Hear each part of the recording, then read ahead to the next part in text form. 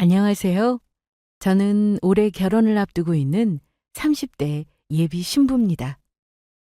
좋은 일 앞두고 지난 일을 들추며 이런 사연을 보낸다는 게 조금은 그렇지만 한편으로는 그 일이 있어서 제 삶이 더 나아지지 않았나 생각돼요. 조금만 더 있으면 한 사람의 아내가 되는데 좋은 사람과 부부의 연을 맺게 되어 얼마나 다행인지 모릅니다. 사실은 이 사람 말고 전에 만나던 남자친구와 결혼을 꿈꿨어요. 아니, 정확하게 말하면 결혼하려고 준비하다가 파혼했습니다. 만일 참고 그냥 넘겼더라면 지금쯤 제 옆에는 그 사람이 있었을 거예요. 그리고 저는 매우 힘든 시간을 보내고 있을 겁니다. 다행히 전 남자친구와 헤어지고 그보다 더 좋은 사람을 만나 결혼을 앞두고 있어요. 그 사람 말고는 다른 사람을 생각하지 않았는데 사람 일은 정말 모르는 겁니다. 제가 그 사람과 헤어지고 새로운 사람을 만나 결혼하게 될 줄 어떻게 알았겠어요? 전 남자친구와 파혼한 이유는 혼수를 무리하게 요구했기 때문입니다. 3년 동안 뒷바라지한 제게 참 많은 것을 바랬어요. 3년이란 시간 동안 헌신한 제게 은혜를 그런 식으로 갚았습니다. 그래서 뒤도 안 돌아보고 헤어졌어요. 그때는 이별을 겪고 참 힘들었는데 지금 생각해보면 그런 시련이 있기 때문에 지금의 제가 있지 않나 싶습니다. 아무튼 결혼을 앞두면서 문득문득 전 남자친구 생각이 나요. 후회나 미련 뭐 이런 건 아니고 그 사람보다 더 좋은 사람을 만난 게 천만 다행이다라는 생각을 하곤 합니다. 오만정 떨어져서 결혼을 엎을 수 있게 행동해준 그들에게 참 고마울 따름이에요. 그럼 지금부터 제 이야기 시작하겠습니다. 전 남자친구와는 소개팅으로 만났고 서로에게 호감을 갖고 만나기 시작했어요. 우리는 첫눈에 서로를 알아봤습니다. 거짓말 안 하고 서로 원하던 이상형이었거든요. 저는 외모, 능력 이런 거 전혀 상관하지 않았어요. 물론 중요하지만 제일 중요하게 보는 건 바로 저와 잘 통하는 것이었습니다. 대화가 잘 통하고 유머 코드가 맞는 사람이 좋더라고요. 그런데 남자친구는 제가 딱 원하던 사람이었습니다. 말이 너무도 잘 통했고 유머 코드도 잘 맞아서 이야기할 때 시간 가는 줄 모를 정도로 재미있었어요. 남자친구는 제 외모를 마음에 들어 했고요. 서로를 마음에 들어 했기 때문에 사귀기까지 그리 오랜 시간이 걸리지 않았습니다. 연애를 시작함과 동시에 결혼에 관한 가치관을 나누면서 서로에게 더욱 빠져들었고 결혼을 전제로 만나게 됐어요. 요즘은 결혼 시기가 많이 늦잖아요. 그런데 남자친구와 저는 되도록 빨리 결혼해서 가정을 꾸리자는 주의였습니다. 이런 가치관이 잘 맞다 보니까 자연스럽게 결혼 이야기가 나오게 됐고 제가 30살이 되던 해 식을 올리는 것으로 목표를 잡았어요. 그렇게 연애를 시작한 지 2년이 넘어갔을 때 남자친구가 돌연 다니던 회사를 그만두고 공무원 준비를 하겠다고 선언했어요. 이런 선언을 하기 전부터 남자친구는 직장에 관한 불만을 많이도 드러냈습니다. 남자친구가 갖는 불만은 여러 가지였어요. 적은 월급에 쥐꼬리만큼 주면서 부려먹는 건 엄청 부려먹는다는 것과 열악한 직장 환경이었습니다. 또 미래를 내다봤을 때 가능성이 없다는 것이었어요. 처음에는 젊은 패기로 그냥저냥 일했지만 점점 나이 들어갈수록 이건 아닌데 라는 생각이 들었답니다. 이렇게 살다가는 죽도 밥도 안 된다는 생각에 큰 결심을 하고 회사를 그만두게 된 거죠. 바꾸려고 노력하지 않는 한 계속되는 반복에 지칠 거라 생각했는지 남자친구로서는 정말 큰 결심을 한 셈이었습니다. 더 나은 직장으로 이직하려고 몇 번이나 준비했지만 그때마다 번번이 실패했습니다. 갈 만한 곳이 마땅히 없었다고 했어요. 나이는 점점 먹어가고 그럴수록 이직할 수 있는 기회는 줄어드니까 초조했대요. 그래서 어떻게 하면 좋을까 고민하던 중 안정적인 공무원을 한번 해볼까라는 생각이 들었답니다. 직장을 다니기 전에 잠깐 공무원 준비를 했었다고 하더라고요. 몇 번 시험에서 떨어지고 나니 흘러가는 시간이 아까워서 포기하고 취직했는데 지금 생각해보면 끝까지 도전했었어야 했다면서 더 늦기 전에 지금이라도 다시 도전해보고 싶다고 했습니다. 그러면서 결혼을 조금만 늦추면 안 되겠냐고 하더군요. 그러니까 시험에 붙을 때까지 결혼을 늦추자는 거야? 아무래도 그게 좋지 않겠어? 공무원 준비하는 사위를 누가 좋아하시겠어. 공무원에 합격하고 당당하게 따님 주십시오 해야지. 그건 그렇지만 그래도 언제 붙을 줄 알고 그냥 붙을 때까지 마냥 기다려야 되잖아. 내가 빨리 붙을 수 있도록 최대한 노력해볼게. 한때 공무원 준비했어가지고 그리 오래 걸리진 않을 거야. 마음 잡고 집중해서 공부하면 금방 따라잡을걸? 그러니까 그때까지만 우리 결혼 조금만 미루자. 남자친구는 갑자기 회사를 그만두고 공무원 준비한다는 것도 놀랐을 텐데 결혼까지 미루자는 말을 꺼내서 여러모로 미안하다고 했어요. 하지만 이건 아주 잠깐의 시련일 뿐이고 나중에 우리가 더 행복하게 살기 위한 과정이라고 했습니다. 회사 그만 안 두고 계속 다니면 약속했던 대로 제가 30살이 되는 해에 결혼하려고 했지만 상황이 바뀌었으니 어쩔 수 없지 않냐고 했어요. 상의도 없이 갑자기 이런 소식을 전해서 미안한데 본인을 믿고 조금만 기다려주면 안 되겠냐고 했습니다. 지금 아니면 다시는 도전할 엄두가 안 날 것 같다면서 이해해달라고 했어요. 그러면서 너무 오래 걸리지 않게 노력할 거고 꼭 시험에 붙을 거라고 약속했습니다. 그러면서 혹시나 계속 시험에 떨어진다면 포기하고 다른 일을 알아보겠다고 했어요. 이 땅에 본인 하나 일할 것 없겠냐면서 말이죠. 어떻게든 밥벌이 할 테니까 걱정하지 말라고 했습니다. 결혼 시기가 늦어진 게 아쉽기는 했지만 그래도 어쩌겠어요. 그것 때문에 헤어지는 건 말도 안 되는 일이었고 그걸로 헤어질 만큼 마음이 작은 것도 아니었기 때문에 저는 알겠다면서 그렇게 하겠다고 했습니다. 이왕 시작하는 거 잘 준비해서 꼭 시험에 붙으라며 응원해 줬어요. 어찌 생각해보면 남자친구가 참 대단하더라고요. 다니던 직장 그만두고 늦은 적지 않은 나이에 공무원 시험 준비를 시작한다는 게 보통 일이 아니잖아요. 다들 직장에 대한 불만이 많을 텐데 그런데도 그냥 참고 다니잖아요. 그런데 남자친구는 계속적으로 불만을 토해내기보다는 바꿔보려고 노력하는 거니까 그게 멋져 보이기도 했습니다. 그렇게 남자친구는 공무원 준비에 돌입했고 저는 그런 남자친구를 내조하게 됐어요. 그리고 이 사실을 부모님께 말씀드렸고 부모님 역시 이왕 시작한 거 잘해보라면서 남자친구를 응원해 주셨습니다. 저희는 결혼을 전제로 만났기 때문에 양가 부모님께 언제쯤 결혼하겠다는 계획을 말씀드렸어요. 또 연애하면서 서로의 집에 방문해 인사드리고 종종 같이 식사하면서 친근하게 지냈습니다. 그러니 결혼을 생각하는 건 아주 어려운 일이었어요. 또 우리가 꽤 연애를 오래 했거든요. 거의 6년 정도 됩니다. 그리 오래 만났으니 결혼을 생각하는 건 아주 자연스러운 일이잖아요.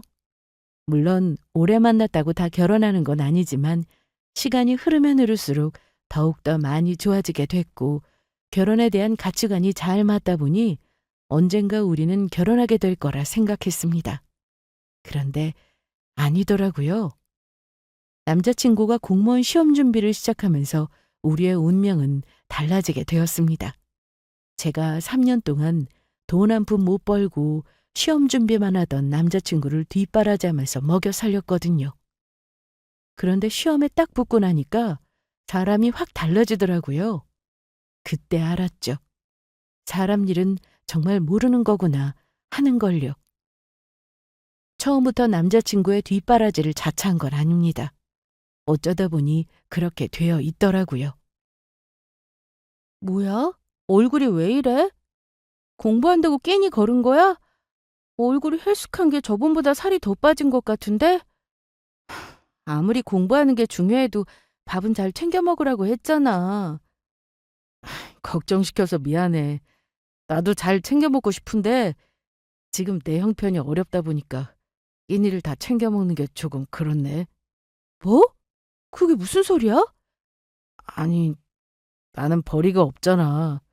그렇다고 마냥 부모님께 손 벌리는 것도 그렇고 매달 나가는 고시원비랑 학원비도 만만치 않은데 어떻게 끼니를 다 챙겨 먹어. 그거라도 줄여야지. 그럼 일부러 굶었다는 소리야? 아니, 아무리 그래도 밥은 먹고 해야지. 배고파서 어디 공부를 집중할 수 있겠어? 아니야, 괜찮아. 배부르면 괜히 졸리기만 하고 나는 그냥 하루에 한 끼 정도 적당히 먹으면 돼. 시험 준비를 시작하고 나서부터 남자친구와 데이트하기가 어려웠습니다. 하루빨리 공무원 되려면 그만큼 더 노력해야 했기 때문에 만나는 걸 최소한으로 줄였어요. 남자친구는 그런 제게 많이 미안해 했습니다. 그냥 본인이 잠자는 거 줄이면 된다고 했지만 남자친구 고생시키면서까지 데이트하고 싶은 여자친구가 어디 있겠어요? 또 괜히 제가 방해되는 건 아닐까라는 생각에 나는 괜찮으니 시험 준비에 전념하라고 했습니다. 그래서 남자친구와 어쩌다 가끔씩 만나서 밥 한 끼 먹거나 카페에서 잠깐 얼굴 보고 헤어지는 게 다였어요. 연락하는 것도 방해가 될까봐 자주는 아니더라도 가끔씩 전화하거나 문자하는 게 다였습니다. 그 정도로 얼굴 보는 게 어려웠는데 볼 때마다 남자친구 얼굴이 안 좋더라고요. 공부한다고 무리하는 거 아닌가 걱정스러웠는데 돈이 없어서 굶었다는 말에 너무도 속상하더라고요. 그래서 맛있는 거 먹으러 가자고 내가 먹고 싶은 거 다 사주겠다고 했습니다. 또 배고프면 참지 말고 나한테 말해라. 내가 맛있는 거 하나 못 사주겠냐고 했죠. 남자친구는 공부 시작하고 얼마씩 부모님께 도움을 받았어요. 또 모아놓은 돈이랑 퇴직금은 꽃감 따먹듯이 필요할 때 야금야금 사용했고요. 그러다 보니 한 푼이 얼마나 아쉬웠겠어요? 점점 돈은 바닥이 나는데 앞으로 이 짓을 언제까지 해야 할지 모르니까 먹는 거라도 줄여서 돈을 아낀다고 하니까 마음이 좋지 않았습니다. 그전부터 남자친구는 벌이가 없으니까 밥값이나 커피값을 제가 더 많이 계산하곤 했어요. 그래도 남자친구가 종종 계산할 때도 있었거든요. 그런데 이 사실을 알고 난 이후에는 다 제가 계산했습니다. 그래도 저는 돈을 벌고 있으니까 남자친구보다 여유로운 상황이잖아요. 앞으로는 내가 다 계산할 테니까 걱정하지 말라고 했습니다. 밥이고 뭐고 일절 다 제가 계산했어요. 또 공부하다가 배고프면 어쩌나 싶어서 간식거리까지 사서 고시원 냉장고에 이것저것 사서 채워주곤 했습니다. 아마 그게 뒷바라지의 시작이었던 것 같아요. 사랑하는 사람이 고생하고 있으니 도와주고 싶은 게 당연한 거고 또 결혼을 전제로 만나는 사이니까 남자친구를 위해 돈을 쓰는 게 당연한 거라고 생각했습니다. 남자친구를 위해 쓰는 돈이 전혀 아깝지 않더라고요. 만약 내가 돈 한 푼 못 벌고 공부하고 있으면 남자친구도 저처럼 똑같이 행동해 줄 거라고 생각했습니다. 처음에 제가 다 계산하고 돈을 쓰는 것에 관해서 남자친구는 무척이나 미안해했고 또 고마워했어요. 이런 자신을 이해해주고 도와줘서 큰 힘이 된다고 했습니다. 그러면서 이렇게 도와준 거 절대 잊지 않고 두고두고 다 갚을 거라고 하더군요. 제게 본인은 정말 복받은 사람이라고요. 돈 없어서 번번이 얻어먹고 생일날 제대로 된 선물 하나 사주지 못하는 남자친구를 이렇게 잘 챙겨주는 여자친구가 어디 있냐면서 제게 받은 모든 것들 하나도 안 잊고 10배로 되돌려줄 거라고 큰 소리 쳤습니다. 제가 계산하려고 지갑을 꺼낼 때마다 미안해하면서 눈치를 보곤 했는데 어느 순간부터는 그런 모습이 사라지면서 점차 이것저것 해달라고 요구하는 게 생겨가기 시작했어요. 필요한 거나 먹고 싶은 거 있으면 언제든지 말하라고 했을 때 괜찮다면서 제대로 말 못하고 그랬거든요. 그런데 시간이 지나고 나니까 술술 잘도 이야기했습니다. 이게 필요하다. 저거 사야 하는데 돈이 부족하다 등등. 말하기 어려워했는데 편하게 이야기하게 됐어요.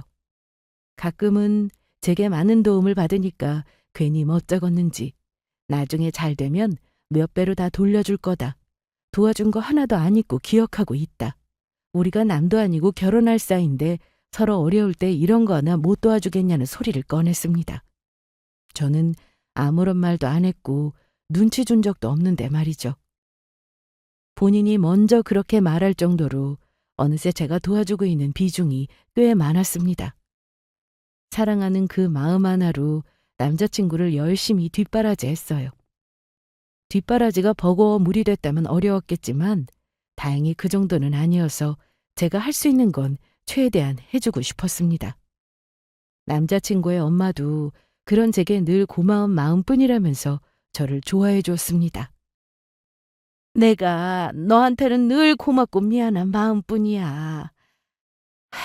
내가 해줘야 하는 걸 네가 다 해주고 있으니 어찌나 고맙고 미안하든지. 그래도 머지않았어. 조금만 기다려줘. 우리 아들이 하루빨리 시험 붙어서 너 행복하게 해주려고 열심히 노력하고 있는 거 알지? 잊지 않고 받은 만큼 꼭 보답할 테니까 지금처럼 믿고 기다려줘. 나도 이 은혜 잊지 않고 정말 너한테 잘할게. 아니에요. 은혜는요 무슨. 에이, 공무원 되면 다 네 덕으로 된 거지 뭐. 우리 모두 너한테 참 고마워하고 있어. 그러니까 시험 합격하면 바로 시골리자. 고생스럽더라도 조금만 참고 견디자고. 우리 아들이 보란 듯이 좋은 소식 들려줄 거야. 남자친구 가족들에게 저는 이미 은인 겸 며느리와 다름없는 존재였어요. 저는 어차피 내 가족 될 사람이니까 좋게 지내서 나쁠 거 없잖아요. 그래서 자주 왕래하며 남자친구를 잘 챙겨줬습니다. 이미 그들과 한 식구나 마찬가지였어요. 뒷바라지를 언제까지 해야 되는지 장담할 수 없는 상황이었지만 그래도 열심히 노력하는 남자친구를 믿고 기다려줬어요. 그렇게 뒷바라지는 3년이나 지속되었고 그 다음에 남자친구는 공무원 시험에 당당히 합격했습니다. 합격 소식에 남자친구네 집과 저희 집은 잔치 분위기였어요. 솔직히 몇 번 시험에 떨어졌을 때 이러다 결혼은 언제 할 수 있을까 솔직히 걱정됐거든요. 남자친구한테는 별다른 내색 안 했어요. 혹시나 부담스러워할까 봐요. 괜히 저 때문에 공부에 집중 못하고 망치면 안 되잖아요. 그래서 그냥 저 혼자 걱정했는데 약속한 대로 시험에 합격하니까 마음이 한시름 놓이더라고요. 3년 만에 시험에 붙는 게 그리 쉬운 게 아닙니다. 정말 대단한 거예요. 남자친구의 엄마는 입이 아주 귀에 걸리면서 어찌나 좋아했는지 모릅니다.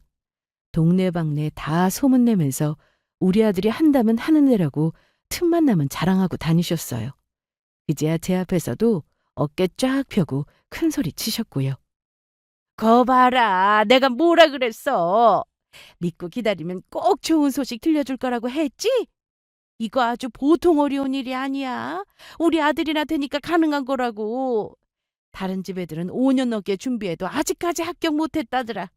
그거에 비하면 우리 아들은 아주 잘한 거지. 안 그래? 전에는 늘 미안해하시면서 죄인처럼 고개를 자주 숙이곤 하셨는데 아들이 공무원 시험에 합격하니까 저를 대하던 행동이 달라지셨어요. 말투와 행동에서 당당함이 보였습니다. 항상 미안하다, 고맙다, 우리가 너한테 면목이 없다고 하면서 씁쓸한 미소를 지으셨는데 환하게 웃으며 좋아하시니까 보는 저도 마음이 흐뭇해지더라고요. 그렇게 우리 모두 남자친구의 합격을 축하해 주었고 한마음으로 기뻐했습니다. 그리고 이제 드디어 결혼할 수 있다는 생각에 몹시 기뻤어요. 엄마는 제게 이제 시험에 붙었으니 슬슬 결혼 준비해야 되는 거 아니냐고 하셨고 저 역시 그렇게 생각돼서 남자친구네 가족들과 식사하면서 결혼 이야기를 꺼냈습니다. 그러자 남자친구의 엄마가 멈칫하면서 당황해 하더니 붙자마자 결혼하는 건 조금 이르지 않냐면서 내후년쯤 천천히 준비하는 게 어떻겠냐고 하셨어요. 저는 나이도 있고 아이도 빨리 가지려면 지금부터 준비해서 늦어도 내년에는 식을 올려야 하지 않겠냐고 했습니다. 그러자 남자친구와 남자친구의 부모님은 알 수 없는 눈빛을 주고받더니 멋쩍게 웃으면서 천천히 이야기하자고 했어요. 지금은 시험에 합격한 걸 축하해줘야 할 때가 아니냐고 하면서요. 거기다 결혼할 때 하더라도 돈은 조금이라도 모아놓고 준비해야 하지 않겠냐고 하셨습니다. 그래서 저는 우선 제가 모아놓은 돈으로 준비해도 될 것 같다고 했고 친정 부모님도 어느 정도 보태주신다고 하셨으니 부족한 건 대출 끼고 진행하면 될 것 같다고 했습니다. 그러자 확실하게 매듭을 짓지 않고 어영부영 넘어가려고 하더군요. 이때부터 뭔가 느낌이 싸했습니다. 시험 합격하면 바로 결혼하자고 할 때는 언제고 반응이 왜 이렇게 미지근할까 싶었어요. 저도 사람인데 눈치라는 게 있잖아요. 결혼 이야기를 꺼낼 때마다 알게 모르게 불편해하는 느낌을 받았습니다. 다른 말로 화제를 돌리면서 넘어가려고 하는 것도 그렇고요. 화장실 들어갈 때랑 나올 때 다르다고 혹시 생각이 달라진 건가 하는 생각이 들었지만 에이, 아무리 그래도 이들이 나를 두고 그렇게 생각할 리 없다고 생각했습니다. 왜냐면 그동안 제가 해온 게 있잖아요. 그걸 모른 척할 사람들은 아니라고 믿었어요. 그러나 사람 마음이란 게 참 간사하더군요. 도와줄 때는 평생 잊지 못할 것처럼 호들갑 떨면서 굽실거리더니 나중에는 고마운 줄 모르고 뻔뻔하게 행동하더라고요. 이걸 정확히 언제 알았냐면 상견례 할 때 알게 됐습니다. 그때 숨겨둔 본 모습을 확실하게 드러냈어요. 제 입에서 결혼의 결자만 나와도 급하게 화제를 돌리던 남자친구의 엄마가 갑자기 무슨 바람이 불었는지 먼저 상견례부터 하자고 하더군요. 그러더니 상견례 날 이렇게 말했습니다. 신혼집 말입니다. 그건 그쪽에서 준비하시죠? 네? 어머니 갑자기 그게 무슨 말씀이세요? 아니, 우리 아들 정도면 이렇게 말할 자격 충분하잖아. 공무원 사위 남편 얻으려면 당연히 그 정도는 준비해야지. 우리는 많은 거 안 바래요. 그냥 저기 새로 지은 아파트 있죠? 그 정도면 딱 좋을 것 같네요. 싫으면 여기서 관두던가. 우리야 뭐 손해보는 거 없으니까. 어머니, 어떻게 말씀을 그렇게 하실 수 있으세요? 아니, 내가 뭐 틀린 말 했니? 그럼 공무원 사이 남편 얻는 게 어디 쉬운 줄 알았어? 남자친구의 엄마는 저희 부모님께 혼수로 신혼집을 구해오라고 했습니다. 그것도 새로 지은 신축 아파트로 말이죠. 본인들은 많은 거 안 바란다고 그저 둘이 살 정도로 적당한 집이면 된다고 하더니 신축 아파트가 웬 말인가요? 갑자기 무리한 혼수를 요구하니까 기가 막히더군요. 거기다 혼수로 아파트 준비 못하면 그냥 파혼하자고까지 했습니다. 본인들은 아쉬울 게 하나도 없다면서요. 그러면서 제게 잘 생각하고 판단하라고 했습니다. 본인들은 저 아니어도 결혼할 사람이 줄을 설 거라고 했어요. 공무원 사위 남편 얻겠다고 여기저기서 선자리가 얼마나 많이 들어오는지 아냐고 했죠. 본인 아들은 늦게 결혼해도 아쉬울 게 없지만 저는 어지간히 나이도 찼고 이제서야 다른 남자 만나서 결혼하기에는 어렵지 않겠냐고 했습니다. 그 말 듣는데 참 어이가 없더라고요. 저는 순간 제가 무슨 엄청난 집안의 남자와 결혼하는 줄 알았습니다. 공무원 된 게 무슨 엄청난 일도 아닌데 그거 가지고 지금 나랑 협상하자는 건가? 하기 싫으면 그만둬라.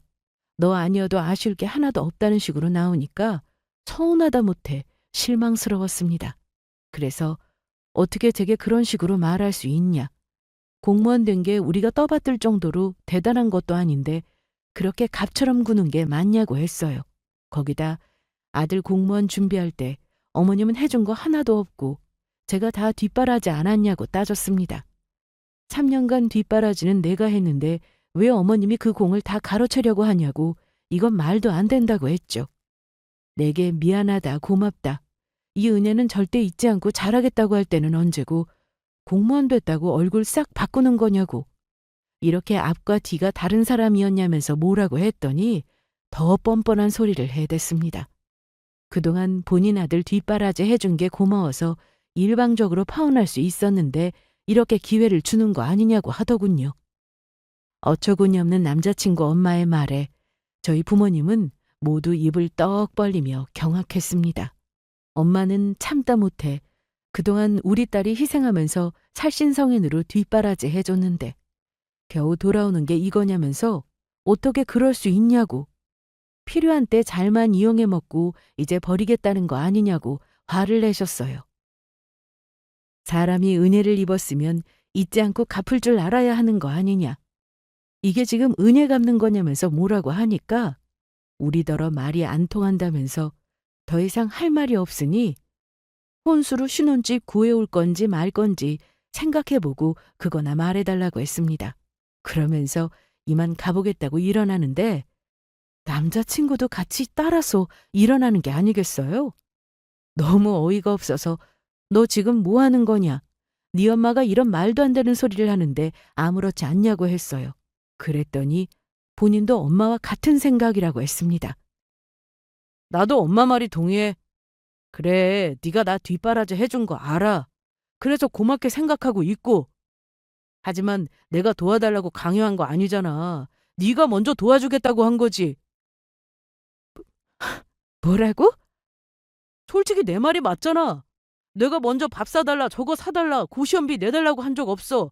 다 네가 좋아서 그런 거지. 그런데도 나는 너한테 고마워서 이렇게 결혼할 수 있는 기회를 줬잖아. 물론 선택은 네 몫이지만. 너 그걸 지금 말이라고 해? 이게 어떻게 기회야? 비열하게 수 쓰는 거지? 혼수로 신혼집 해와라. 못 태우면 파혼하겠다고 하는 게 기회라고 생각하니? 아니? 이건 나랑 결혼하기 싫어서 수작 부리는 거잖아. 그냥 솔직하게 말해. 공무원 붙고 나니까 나보다 더 좋은 여자랑 결혼하고 싶어서 이러는 거라고. 마음대로 생각해. 아무튼 나는 너한테 할 만큼 했어. 선택은 네가 하는 거야. 남자친구는 제 엄마랑 똑같이 더 이상 할 말 없다며 나가버렸습니다. 이게 무슨 상황인가 받아들이기 전에 부모님 얼굴을 뵐 면목이 없더라고요. 얼굴이 화끈거리면서 고개를 못 들 정도였습니다. 본인 딸이 3년간 뒷바라지에서 공무원으로 만들어놨는데 고작 이런 소리나 듣게 해서 너무 죄송스러웠어요. 부모님은 더 이상 어떠한 말도 하지 않으셨고 깊은 한숨만 내쉬었어요. 집에 돌아온 뒤 큰 충격에서 헤어나오지 못했습니다. 남자친구랑 만난 세월이 6년 가까이 됩니다. 많은 시간도 아니지만 그렇다고 적은 시간도 아니죠. 그 시간 동안 제게 했던 말과 행동이 전부 거짓이었나. 남자친구만 바라보고 뒷바라지했던 내 시간들은 어떻게 되는 건가. 너무도 허무하고 마음이 아팠습니다. 드라마나 영화에서 헌신적으로 뒷바라지한 여자를 버리고 다른 여자와 결혼하는 남자를 보고 내 남자친구는 저러지 않을 거다. 내가 이렇게 챙겨주는 만큼 잊지 않고 꼭 보답해 줄 거라고 생각했습니다. 다들 그렇잖아요. 세상 남자들은 다 그래도 내가 사랑하는 사람만은 그러지 않을 거라고 믿는 거요. 저도 그랬습니다. 그런데 아니더라고요. 제가 잘못 생각해도 한참 잘못 생각했더라고요. 세상 사람들이 다 그렇기 때문에 남자친구 역시 그럴 수 있다는 걸 미처 몰랐습니다. 그의 부모도 그 사람도 내게 어쩜 이리 잔인하게 굴 수 있나. 배신감은 이로 말할 수 없을 정도로 컸어요. 한동안 밥도 잘 못 먹고 잠도 못 자고 힘든 시간을 보냈습니다. 남자친구는 제가 힘들어 하던지 말던지 신혼집 구할 수 있냐고 하루빨리 답을 달라고 했어요. 그러면서 하는 말이 본인도 저랑 결혼하고 싶고 다른 여자 만나는 것도 귀찮다면서 어떻게든 신혼집 구할 방법이 없냐고 했습니다. 결혼할 때 저희 부모님이 얼마 보내준다고 하지 않았냐. 잘 말씀드려봐라. 이런 식으로만 떠들어 댔어요. 저를 너무 사랑해서 결혼하고 싶다는 게 아니라 다른 여자 만나서 연애하고 다시 시작해야 되는 이런 과정들이 귀찮다고 표현했습니다. 공무원 시험에 합격하기 전까지는 정말 다정하고 자상한 사람이었거든요. 붙고 나니까 그제야 본 모습을 드러냈어요. 원래 이런 사람인 줄도 모르고 내가 속아 넘어갔구나. 모든 게 원망스럽고 속상하기만 했습니다. 이런 상황에서 부모님은 어떻게 하길 원하냐고 물어보셨어요. 솔직히 말해서 저희가 신혼지 구할 형편이 안 돼서 이러는 거 아닙니다. 남자친구한테 말을 안 했을 뿐이지 저희 집 그렇게 못 사는 수준이 아니거든요. 그래도 신축 아파트라서 조금 무리 되기는 하지만 그래도 마련한다면 얼마든지 마련할 수 있어요. 그리 비싼 건 아니지만 할아버지께 물려받은 땅도 있고 부동산 투자한다고 싸게 나온 아파트를 2채 정도 사셨다가 아파트 값이 올랐을 때 다시 되팔아서 이득을 꽤 보셨어요. 저 결혼할 때 보태준다고 모아놓으신 돈도 있고 노후자금도 두둑하게 마련해 두셨죠. 저는 이걸 남자친구한테 말한 적이 없습니다. 그냥 결혼할 때 조금 보태주신다고만 했죠. 뭐 자세하게 말할 필요도 없고 그냥 보태주시면 보태주시는 대로 감사히 받으면 되는 거니까 말할 필요를 못 느꼈거든요. 그래서 말 안 했는데 우리 집을 무시하고 혼수로 아파트를 해오라고 하는 건 자존심이 상했습니다. 남자친구의 엄마는 저보다 더 잘 나가는 며느리 얻고 싶어서 말도 안 되는 요구를 하는 듯 했어요. 남자친구는 본인 엄마의 뜻에 그냥 따르는 것 같았고요. 아무튼 부모님은 결혼을 할 건지 말 건지 저더러 결정하라고 하셨습니다.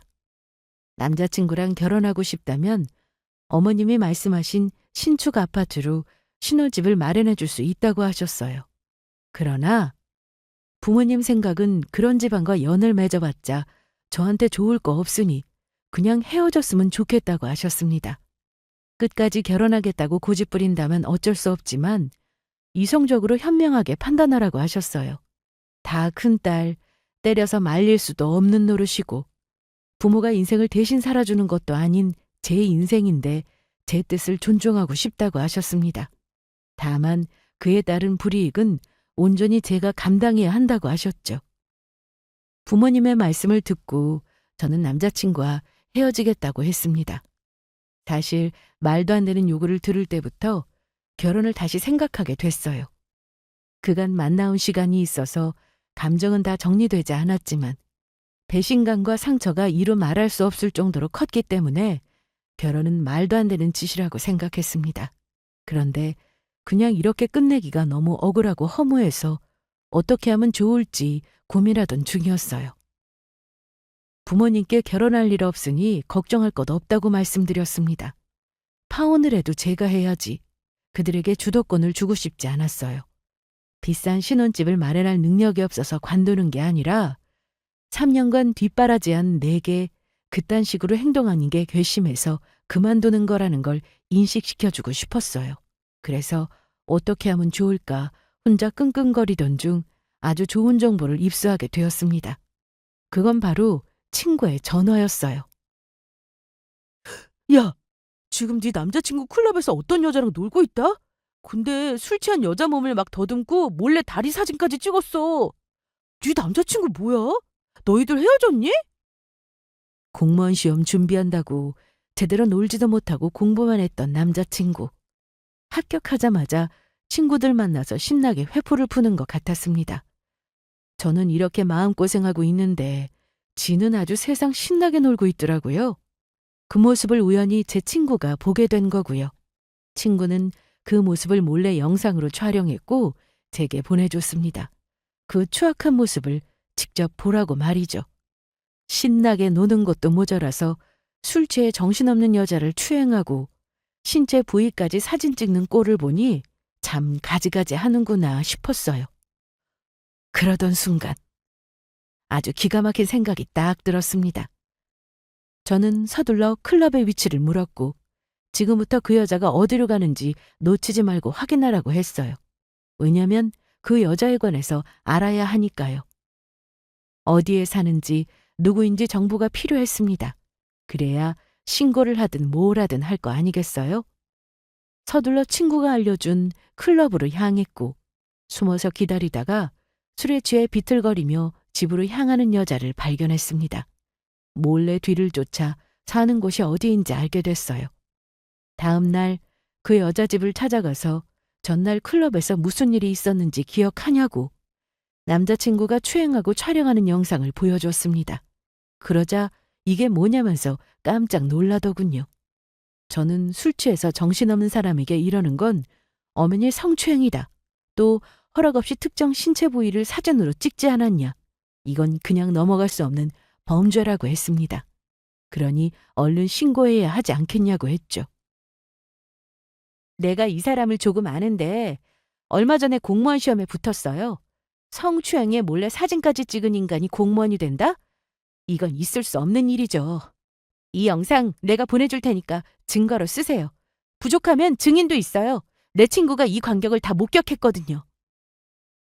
여자는 본인에게 이 사실을 알려주고 도와줘서 감사한데 왜 이렇게까지 하냐면서 물었습니다. 그래서 남자친구와 저의 이야기를 들려줬더니 저보다 더 분노하면서 뭐 이런 쓰레기 같은 게 다 있냐고 펄쩍펄쩍 난리치더군요. 그러면서 이런 놈은 공무원이 될 자격이 없다면서 분명 저 몰래 이 같은 더러운 짓을 하고 다녔을 거라고 했습니다. 얼른 헤어지고 좋은 사람 만나라면서 저를 위로하더니 경찰에 신고하겠다고 했어요. 생각지도 못하게 남자친구의 앞길을 가로막을 수 있게 됐습니다. 저는 그 길로 바로 남자친구 집으로 향했어요. 그들은 갑작스런 저의 방문에 혼수로 아파트 마련하기로 한 거냐고 물었습니다. 그래서 저는 그게 아니라 파혼하려고 온 거라고 했어요. 그러자 그의 엄마는 그럴 줄 알았다면서 피식 웃으며 저를 비웃었습니다. 그래, 그럴 줄 알았어. 아파트가 뭐 한두 푼 하는 것도 아닌데 그걸 어떻게 마련하겠니? 그것도 신축 아파트를. 안 그래도 우리 아들이랑 선볼 여자들 고르는 중이었는데 잘 왔네. 우리 여기서 확실하게 매집 짓자. 오늘부로 아들하고 헤어지고 파혼하는 걸로 하자고. 아니요. 오늘부가 아니고 상견례 한 날부터 헤어진 걸로 하죠. 그날부터 오만정이 다 떨어졌거든요. 아, 그리고 파혼은 제 쪽에서 하는 거예요? 참나. 아, 그래. 마음대로 하렴. 그렇게라도 자존심 챙기고 싶다는데 그거 하나 못 들어주겠어? 네 쪽에서 파혼하는 걸로 하자고. 그것도 틀렸어요. 자존심이 상해서 파혼하는 게 아니라 범죄자와 결혼하기 싫어서 파혼하는 거예요. 또 제가 이렇게 개념 없고 배은망덕한 집안에 시집가기 아까워서요. 뭐? 범죄자? 너 지금 우리 아들 보고 범죄자라고 했어? 이게 미쳤나? 어디다 대고 범죄자래? 범죄자라는 말에 남자친구의 엄마는 발끈하며 소리쳤습니다. 남자친구 역시 그게 무슨 소리냐면서 따지길래 조용히 핸드폰을 꺼내서 영상을 보여주었어요. 클럽에서 술에 취한 여자에게 한 추잡스러운 모습이 촬영된 영상을요. 남자친구의 표정은 순식간에 굳어졌습니다. 떨리는 목소리로 이걸 어떻게 가지고 있냐고 묻길래 사실대로 말해줬어요. 그날 제 친구가 우연히 너의 추잡스러운 행동을 목격했다고 말입니다. 6년 사귄 여자친구는 1분 1초가 괴롭고 힘들어서 아무것도 못하고 있는데 너는 뭐가 그리 신나서 이딴 추잡한 짓거리까지 하냐고 물었어요. 또 이거 신고하면 공무원 합격 취소되는 것도 아니냐고 물었습니다. 상대방이 합의를 해준다고 해도 이딴 놈은 공무원 되면 안 된다고 내가 어떻게든 만천하에 알릴 거라고 했어요. 그러자 남자친구는 식은땀을 흘리며 마른 침을 꿀꺽 삼켰고 우선 진정하고 이야기 좀 하자고 하더군요. 공무원 시험 합격이 취소될 수 있다는 말에 남자친구의 엄마도 바짝 쫄아서는 앉아서 이야기하자며 나긋나긋하게 이야기했습니다. 그 꼴을 보고 있자니 내가 아주 제대로 한 방 먹였구나 라는 생각이 들었어요. 그래서 할 말은 무슨 할 말이냐. 우리 사이에 더 할 말이 남아있냐고 했죠. 나한테 이럴 시간에 빨리 그 여자한테 연락해서 합의할 궁리나 하라고 했습니다. 지금 그 여자는 내가 준 증거 영상을 가지고 경찰서로 갔다고 했어요. 남자친구는 머리를 쥐어뜯으며 좌절했고 저는 그런 남자친구를 보면서 그동안 쌓인 말을 다 토해냈습니다. 3년간 뒷바라지한 은혜를 모르니 이런 일이 생기는 거라고 했어요. 내가 말을 안 해서 그렇지 우리 집 못 사는 수준 아니고 그깟 신축 아파트 충분히 해갈 수 있다고 했습니다. 우리 집안의 재산이 어느 정도인지 설명하는 것도 자존심 상하지만 더 자존심 상하는 건 돈이 없을 줄 알고 일부러 헤어지게 하려고 혼수로 아파트 해오라고 한 거, 그게 자존심이 팍 상했다고 했어요. 또 당신들은 사람도 아니라고 했습니다. 사람이라면 적어도 은혜를 이런 식으로 갚지 않는다고 했죠. 네 말대로 밥 사는 거, 고시원비 내는 거 내가 먼저 해주겠다고 했지만 그건 우리가 결혼할 거라고 생각했기 때문에 한 행동이라고 했습니다. 어차피 결혼할 거고 내 남편 될 사람인데 그거 도와주는 게 뭐 어렵겠냐고 했죠. 나는 정말 사랑해서 한 행동인데 나중에는 네가 그걸 이용해 먹지 않냐고 따졌습니다. 시험 합격하자마자 입 싹 씻고 결혼하는 거 피하지 않았냐고. 나한테 받을 거 다 받아 먹어놓고 모르는 척할 수 있냐면서 울분을 토했어요. 공무원 시험 준비하기 전에 나한테 뭐라고 했냐. 시험 붙으면 결혼하겠다고 하지 않았냐. 받은 만큼 배로 돌려주겠다고 약속하지 않았냐. 그 약속들 네가 먼저 지키겠다고 한 말이고 나는 믿고 기다리며 도와줬다. 그런데 어떻게 이런 식으로 사람 뒤통수를 칠 수 있냐. 이제는 내가 싫다고. 너 같은 쓰레기를 사랑할 시간이 아깝다면서 결혼 전에 끝낼 수 있어서 다행이라고 했습니다. 그러면서 헤어질 때 헤어지더라도 그간 해준 것들이 너무 분해서 그냥은 못 끝내겠다고 했어요. 3년간 내가 뒷바라지하며 대준 돈들 다 돌려받아야겠다고 했습니다. 그 말에 남자친구는 그건 또 무슨 소리냐면서 제발 그냥 좋게 끝내면 안 되냐고 꼭 이렇게 구질구질하게 본인 발목을 잡아야겠냐고 하더군요.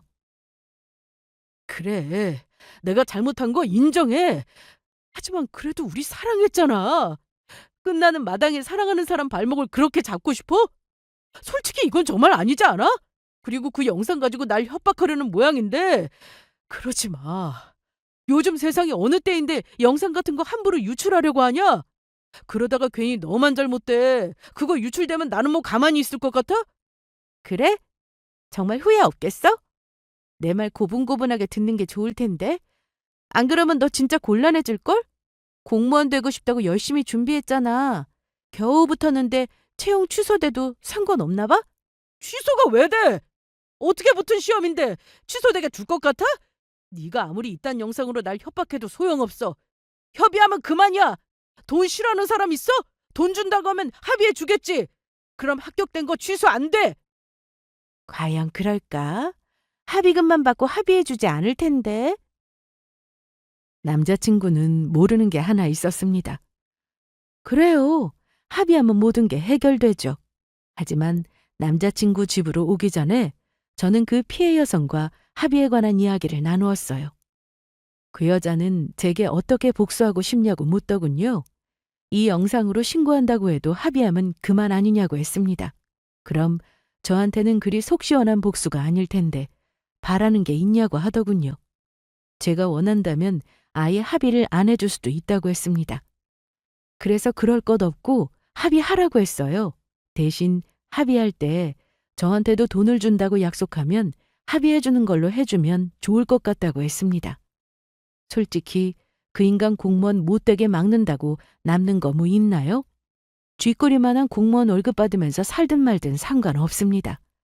하지만 그 인간을 3년간 뒷바라지하면서 들어간 제 돈은 돌려받아야겠더라고요. 돈이라도 건져야 덜 억울할 것 같았습니다. 그 여자는 그렇게 하겠다고 했고 저는 정말 감사하다고 했죠. 그리고 왜 나를 도와주는지 물어봤어요. 솔직히 저 때문에 추행당한 걸 알게 됐다고 해도 이렇게까지 도와주는 게 쉽지 않을 텐데 왜 도와주려고 하냐고 묻자 저와 같은 경험이 있어서 어떤 마음인지 이해한다고 했습니다. 그 여성도 뒷바라지한 남자에게 차이고 공허한 마음에 그날 술을 진창 마셨다고 하더라고요. 그래서 그런가 제 마음을 그 누구보다 잘 알더라고요. 참 신기한 인연이라고 생각했습니다. 아무튼 본인은 제대로 복수 못한 게 너무 억울했는데 제가 시원하게 한 방 먹이는 모습 보고 대리만족하고 싶다고 했어요. 그렇게 우리는 사전에 이런 약속을 했고 남자친구에게 합의고 뭐고 어디 한번 잘해보라고 했습니다.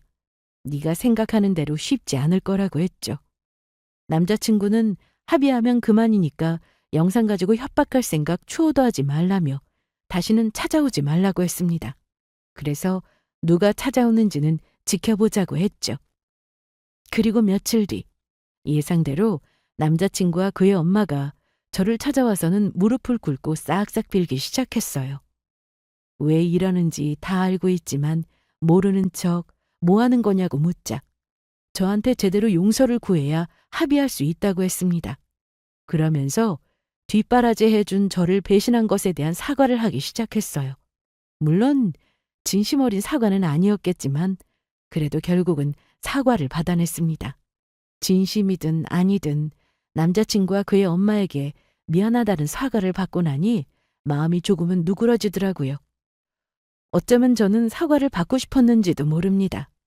남자친구는 봉투에 담긴 돈을 건네며 3년 동안 제게 도움받은 것들 얼추 계산해 보니 이 정도는 되는 것 같다면서 받아달라고 했어요. 그리고 그 피해 여성에게 잘 좀 이야기해서 제발 합의할 수 있게 도와달라고 했습니다. 봉투를 확인해 보니 제가 생각했던 금액보다 더 두둑이 들어 있었습니다. 사과와 돈을 받으니 남자친구와의 모든 관계를 정리하고 싶더라고요. 복수고 뭐고 이런 게 결국은 다 미련이라고 생각됩니다. 조금의 감정 한 톨도 남김없이 다 떨쳐버리고 싶었어요. 그래야 뭐든 새롭게 시작할 수 있을 것 같았습니다. 저는 피해 여성에게 사과도 받고 뒷바라지 해준 돈도 다 받아냈다고 했어요. 그러자 피해 여성은 합의해주겠다고 했고 남자친구에게 합의금을 받고 마무리했습니다. 그리고 마지막으로 남자친구에게 이렇게 말했어요. 합의해서 겨우 지킨 공무원 자리, 앞으로는 그게 너를 숨막히게 할 거라고 말이죠. 공무원이 안정적이라 여자들이 좋아한다고 해도 돈 많이 버는 남자에 비하면 아무것도 아니라고 했습니다. 공무원 월급 뻔하니까요. 나는 너보다 돈도 잘 벌고 집도 잘 사니까 더 잘 먹고 잘 살 거라고 했습니다. 보다 더 좋은 남자 만나서 보란 듯이 살 거라고요. 너는 쥐꼬리 많은 월급으로 만족하며 살겠지만 나는 그보다 더 많은 돈을 만지면 살 거라고 했습니다. 그러니 똑똑히 지켜보라고 했죠. 그 말을 전하고 난 뒤 저는 정말 새롭게 다시 시작했어요. 사과를 받아내고 돈을 받아내는 것보다 최고의 복수는 제가 행복하게 잘 사는 겁니다. 그게 정말 최고의 복수더라고요. 그리고 마침내 저는 저를 진심으로 사랑하고 아껴주는 사람을 만났어요. 전 남자친구에게 우편으로 청첩장을 보냈고 너보다 더 좋은 사람을 만나 행복하게 사랑받고 사는 걸 보여주고 싶었어요.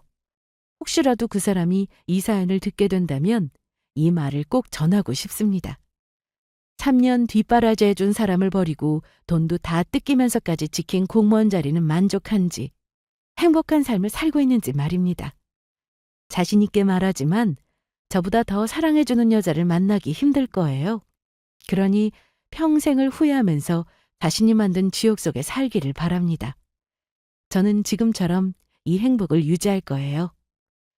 그럼 지금까지 저의 긴 사연을 들어주셔서 감사합니다.